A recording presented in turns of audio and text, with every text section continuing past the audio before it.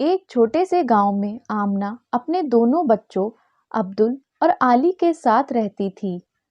पति की मृत्यु के बाद आमना आसपास के घरों में काम करके अपने परिवार का गुजारा करती थी।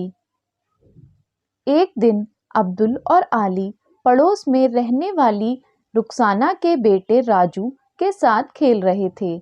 तभी थोड़ी देर बाद राजू बोला, अच्छा अब्दुल और आली, अब मैं जा रहा हूँ। आज मेरी मम्मी पापा मुझे पिज्ज़ा खिलाने ले जा रहे हैं। ये सुनकर अब्दुल और आली के मुंह में भी पानी आ गया। उन दोनों ने पिज्ज़ा कभी खाया तो नहीं था, पर देखा जरूर था। वे दोनों दौड़कर अपने घर पहुंचे। उनकी माँ तभी काम से घर लौटी थी। दोनों अपनी माँ से बोले, माँ, हमें भी पिज्ज़ा खाना है। माँ बोली, ये अचानक तुम्हें पिज्ज़ा की याद कैसे आ गई? तभी आली बोली, वो राजू अपनी माँ और पापा के साथ पिज्ज़ा खाने गया है, हमें भी पिज्ज़ा खाना है। ये सुनकर आमना दुखी मन से बोली, मेरे प्यारे बच्चों, हमारे पास इतने पैसे नहीं हैं, मैं तुम्हें पिज्ज़ा नहीं खिला सकती। तभी अब्दुल बोला, कोई बात नहीं माँ, आप दुखी मत हो, हमें पिज्ज़ा नहीं खाना। बच्चे खाना खाकर सो गए, पर आमना को नींद नहीं आ रही थी। वो रो रही थी और सोच रही थी कि काश वो अपने बच्चों को उनकी पसंद का खाना खिला पाती। अगले दिन आमना दुखी मन से अपने काम पर जाने लगी और रास्ते में सोचने लगी कि काश मैं अपने बच्चों को भी पिज्ज़ा खिला पाती।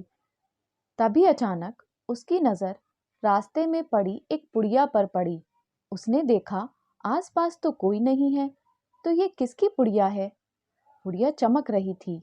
तभी अचानक एक आवाज़ आई, आमना, ये पुड़िया तुम्हारे लिए है। इसके अंदर जादुई बीज हैं।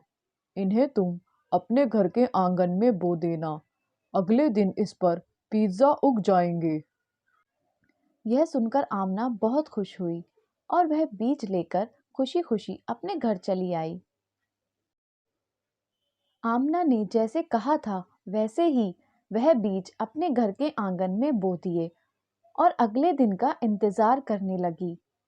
आमना अपने दोनों बच्चों को सरप्राइज देना चाहती थी, इसलिए उसने अपने बच्चों को कुछ नहीं बताया और सोने चली गई। अगली सुबह आमना उठी और जल्दी से बाहर आई तो वह नज़ारा देखकर दंग रह गई। उसका आंगन पिज्ज़ा के पौधों से भरा पड़ा था और एक पौधे पर कई तरह के अलग अलग पिज्ज़ा लगे हुए थे। तभी आली और अब्दुल भी बाहर आए और इतने सारे पिज्ज़ा देखकर खुशी से नाचने लगे। आमना उनको खुश देखकर और खुश हुई और उसने अल्लाह का शुक्र किया और आगे बढ़कर पौधों से पिज्ज़ा तोड़कर अपने बच्चों को दिया। फिर वो तीनों मज़े से पिज्ज़ा खाने लगे। उनकी आवाज़ और पिज्ज़ा की महक से आसपास के गरीब बच्चे भी आ गए। आमना ने उन्हें भी पिज्ज़ा दिया। फिर सबने मिलकर पिज्ज़ा के मज़े लिए। तभी आमना के दिमाग में एक आइडिया आया कि क्यों ना वो एक पिज्ज़ा की दुकान खोल ले और पिज्ज़ा बेचने लगे। ऐसे उनकी गरीबी भी दूर हो जाएगी।